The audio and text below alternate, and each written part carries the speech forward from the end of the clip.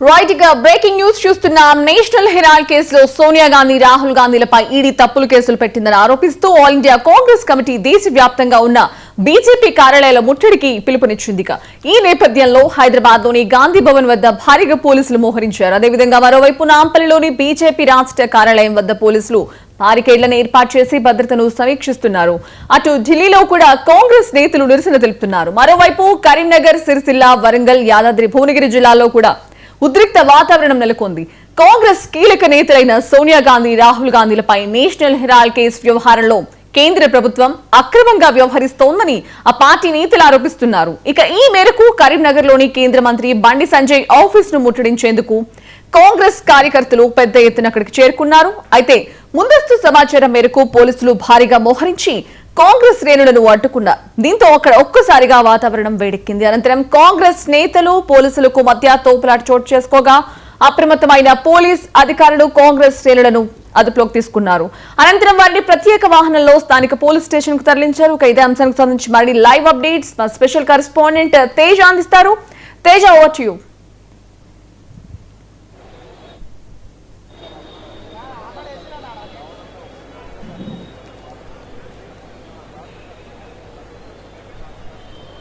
సంజన, మొత్తంగా భారతీయ జనతా పార్టీ కేంద్రంలో అధికారంలోకి వచ్చిన దగ్గర నుంచి కూడా కాంగ్రెస్ పార్టీ నాయకులను, అదేవిధంగా ప్రత్యేకించి గాంధీ కుటుంబాన్ని, అంటే ఏఐసిసి అగ్రనేతలుగా ఉన్నటువంటి రాహుల్ గాంధీ, సోనియా గాంధీలను ఉద్దేశపూర్వకంగానే భారతీయ జనతా పార్టీ వేధిస్తుంది.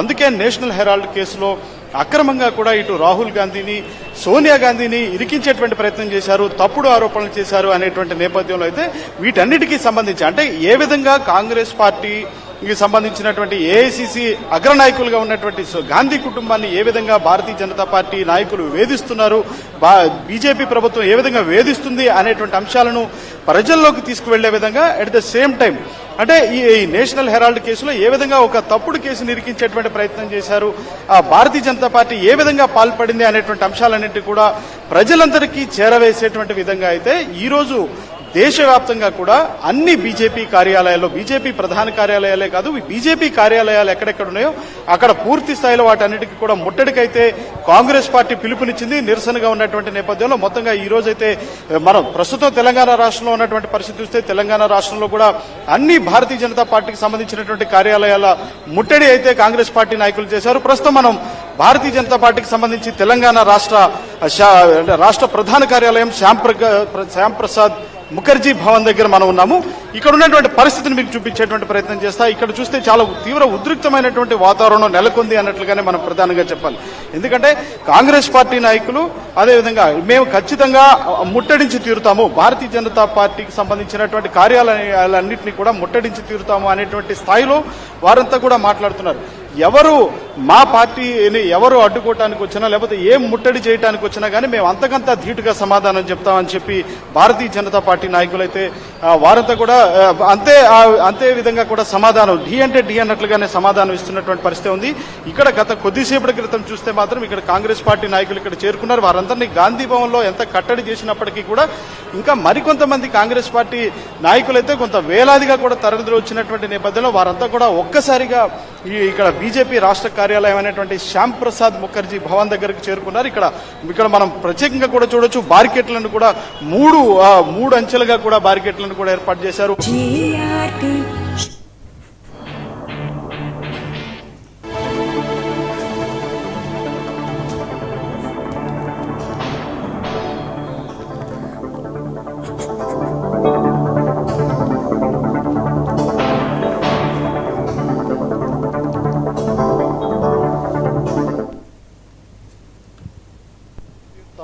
భారతీయ జనతా పార్టీ కార్యాలయాన్ని భారతీయ జనతా పార్టీ ఉద్దేశపూర్వకంగా అధికారంలో నుంచి వచ్చిన దగ్గర నుంచి కాంగ్రెస్ పార్టీ నాయకులు వేధిస్తుంది, గాంధీ కుటుంబాన్ని వేధిస్తుంది. ఇది కాంగ్రెస్ పార్టీ నేతలు చేస్తున్నటువంటి ఆరోపణ. ఏం చెప్తారు?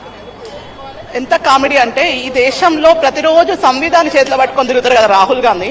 మరి రాహుల్ గాంధీ గారు ఒక్కసారి ఆ బుక్ను ఓపెన్ చేసి అందులో ఏముంది రాజ్యాంగంలో ఇంతకని చదవండి, ముందు చదవడం అర్థం చేసుకోండి దాన్ని. అసలు ఎందుకోసం ఈ రాజ్యాంగాన్ని రాసిండ్రు, రాజ్యాంగం పరంగా ఏ రకమైనటువంటి హక్కులు ఉంటాయి కేంద్ర దర్యాప్తు సంస్థలకు అన్నవి, తర్వాత వాళ్ళు అంటే ఏ కాలంలో ఉన్నా ఏ పార్టీ అధికారంలో ఉన్నా సరే వాళ్ళ యొక్క పనులేంటివి, వాళ్ళ యొక్క ప్రాథమిక హక్కులు ఏంటివి, మన యొక్క ప్రాథమిక హక్కులు ఏంటివో ముందు చదవండి. చదవమని చెప్తున్నాం. కాంగ్రెస్ నాయకులకందరికీ కూడా ఇదే మాట చెప్తున్నాం. ఊరికే పట్టుకొని తిరిగితే సరిపోదు కదండి.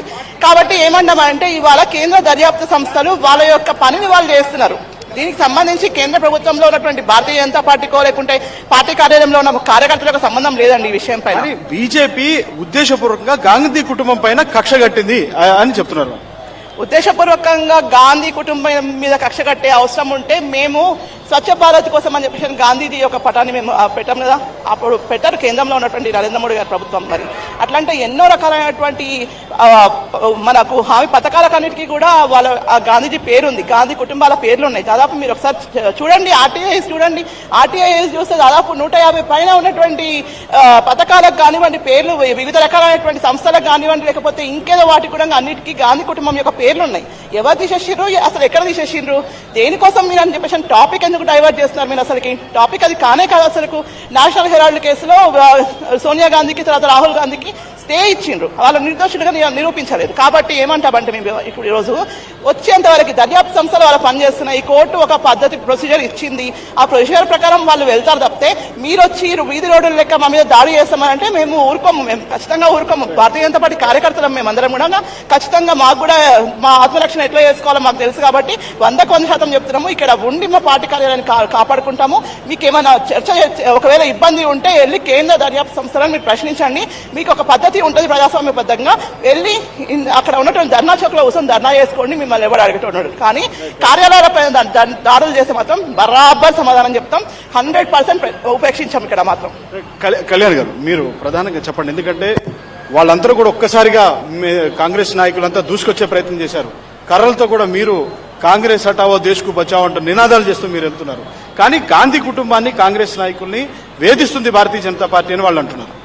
భారతీయ జనతా పార్టీ ఎవరికి వేధించదు. ఇవాళ సిబిఐ కావచ్చు, ఈడీ కావచ్చు, వాళ్ళకు స్వతంత్ర ప్రతిపత్తికర సంస్థలు అవి.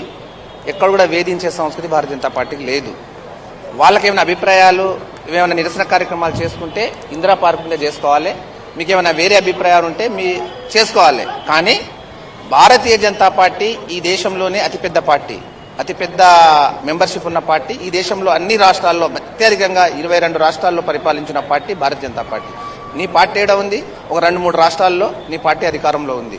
కానీ ఒక జాతీయ పార్టీ మీద నువ్వు నిరసన పేరు మీద దాడులు చేస్తే ఊరుకుంటావా? మేము ముఖ్యమంత్రి రేవంత్ రెడ్డి గారు, నువ్వు ఒక ముఖ్యమంత్రివి, ఏమన్నా ఉంటే నిరసన కార్యక్రమాన్ని గాంధీ భవన్లో చేసుకో, ఇందిరా పార్క్ మీద చేసుకో, ఇంకా రోడ్ల మీద చేసుకో, టెంట్ వేసుకొని చేసుకో.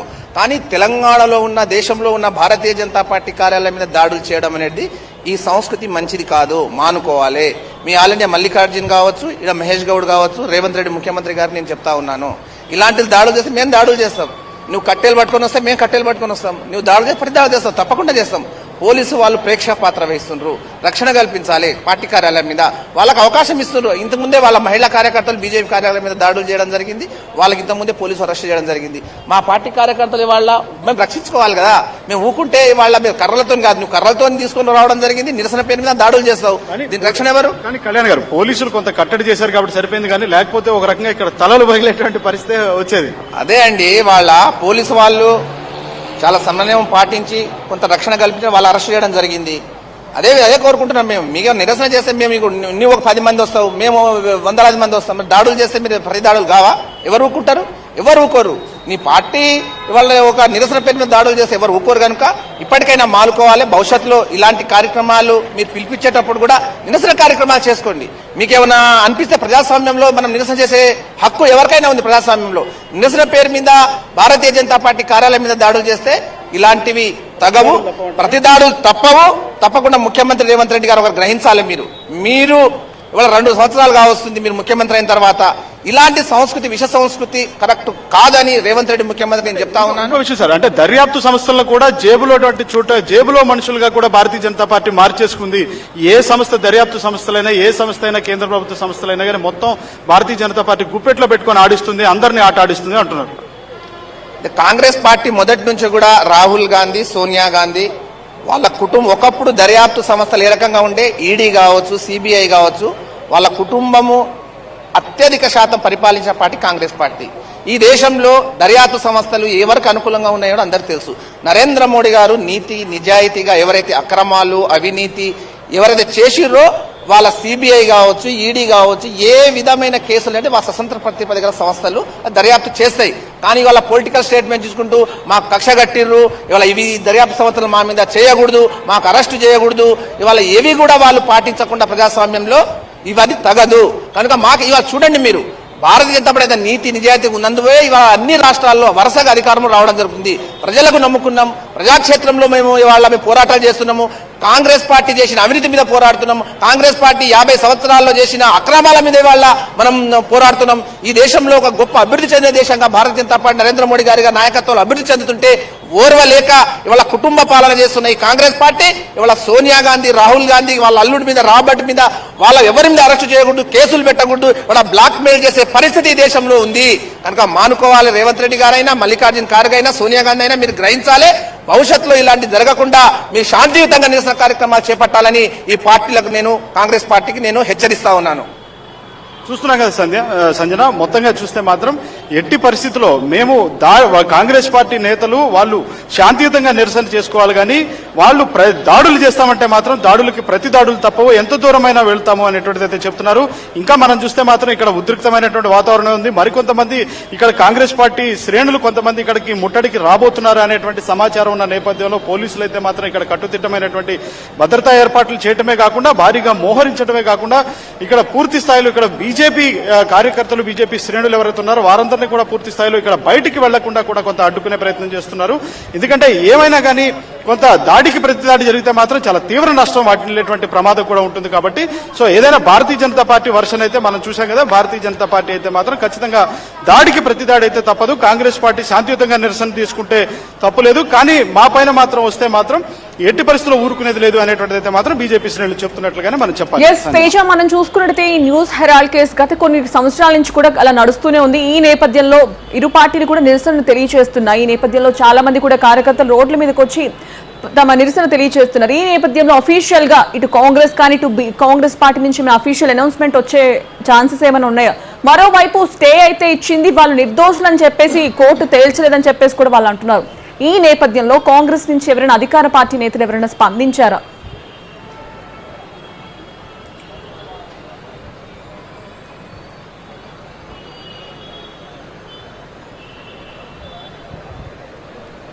అంటే సంజన, ఇంకా కాంగ్రెస్ పార్టీ నేతలైతే మాత్రం ఈ రోజు ఏఐసిసి డైరెక్షన్స్ మేరకు మొత్తంగా కూడా ఇటు బీజేపీ కార్యాలయాలన్నింటినీ కూడా ముట్టడించాలి అనేటువంటి ఒక పిలుపు ఉన్నటువంటి నేపథ్యంలో వారంతా ముట్టడి కార్యక్రమంలో పాల్గొన్నారు. అయితే ఒక్కొక్కరిగా అయితే మాత్రం వచ్చి స్పందిస్తున్నారు. కాంగ్రెస్ పార్టీకి సంబంధించినటువంటి కీలక నాయకులు కావచ్చు, ప్రధాన నాయకులు కావచ్చు, కొంతమంది వారంతా కూడా ఒక్కొక్కటిగా అయితే వారి స్పందన అయితే వారు తెలియజేస్తున్నారు. వారంతా కూడా ఒకటే చెప్తున్నారు, అంటే ఈ రోజు నేషనల్ హెరాల్డ్ కేసు విషయంలో గత కొంతకాలంగా కూడా ఇటు గాంధీ కుటుంబాన్ని, అంటే ప్రత్యేకించి ఏఐసిసి అగ్రనేతలుగా ఉన్నటువంటి సోనియా గాంధీని, అదేవిధంగా రాహుల్ గాంధీని ఏ విధంగా భారతీయ జనతా పార్టీ, బీజేపీ ప్రభుత్వం వేధిస్తుంది, ప్రత్యేకించి పనిగట్టుకుని వేధించి వారిని పూర్తిగా కూడా అగౌరవపరిచే విధంగా ప్రజలందరిలో కూడా వారికి గౌరవాన్ని భంగం కలిగించే, ప్రజలందరిలో వారికి ఉన్నటువంటి ఆ గౌరవాన్ని, పరపతిని, ప్రతిష్టని భంగం కలిగించే విధంగా భారతీయ జనతా పార్టీ వ్యవహరిస్తుంది. కాబట్టి దీనిని అడ్డుకోవడానికి ఎందుకంటే కోర్టు స్టే ఇచ్చినటువంటి నేపథ్యంలో కూడా అంటే దీనికి సంబంధించి ఈ అంశాన్నింటినీ కూడా ప్రజల్లోకి తీసుకెళ్లేటువంటి ప్రయత్నం కాంగ్రెస్ పార్టీ చేస్తుందని చెప్పి కాంగ్రెస్ పార్టీ వాళ్ళంతా కూడా చెప్తున్నటువంటి పరిస్థితి. ఏదైనా కానీ కాంగ్రెస్ పార్టీ నేతలైతే మాత్రం చాలా క్లియర్ కట్ గా ఒకటే చెప్తున్నారు, వారంతా పూర్తి స్థాయిలో ఏదైనా కానీ ఎట్టి పరిస్థితుల్లో మేము పూర్తి స్థాయిలో మేము ప్రజల్లోకి తీసుకువెళ్లే తీరుతాము. ఖచ్చితంగా మా అగ్రనాయకులుగా ఉన్నటువంటి మా నాయకులు కానీ గాంధీ కుటుంబం ఏ విధమైనటువంటి తప్పు చేయలేదు. కాబట్టి ఇది భారతీయ జనతా పార్టీ కుట్రపూరితంగా చేస్తున్నటువంటి కుట్రలను అయితే మాత్రం పూర్తి స్థాయిలో అడ్డుకుంటామనేటువంటిది అయితే కాంగ్రెస్ నాయకులు చెప్తున్నారు. కానీ ఇంకా అయితే ఇక్కడ పోలీస్ పహారా అయితే కొనసాగుతూనే ఉంది. ఇంకా ఏ విధమైనటువంటి అవాంఛనీయ సంఘటనలు జరగకుండా వారంతా కూడా ఇక్కడ కట్టుదిట్టమైనటువంటి భద్రతా ఏర్పాట్లు చేసినప్పటికీ కూడా భారతీయ జనతా పార్టీకి సంబంధించినటువంటి శ్రేణులను పార్టీ ఆఫీస్ నుంచి బయటకు రానివ్వట్లేదు. అదేవిధంగా ఇటు కాంగ్రెస్ పార్టీకి సంబంధించిన వారిని అక్కడి నుంచి ఇక్కడికి రానివ్వకుండా కాంగ్రెస్ పార్టీ కార్యాలయం గాంధీ భవన్ దగ్గర కూడా వారందరినీ కూడా కట్టడి చేసేటువంటి ప్రయత్నం అయితే పోలీసులు చేస్తున్నారు. ఏదైనా కానీ నేషనల్ హెరాల్డ్ కేసు విషయంలో అయితే మాత్రం గాంధీ కుటుంబాన్ని అన్యాయంగా భారతీయ జనతా పార్టీ వేధిస్తున్నటువంటి స్థాయిలో కాంగ్రెస్ పార్టీ నాయకులు అయితే ఈ విధమైనటువంటి వ్యాఖ్యలు చేస్తున్నారన్నట్లుగానే మనం చెప్పాలి Sanjana. Okay, right. Thank you Teja, thank you for the update.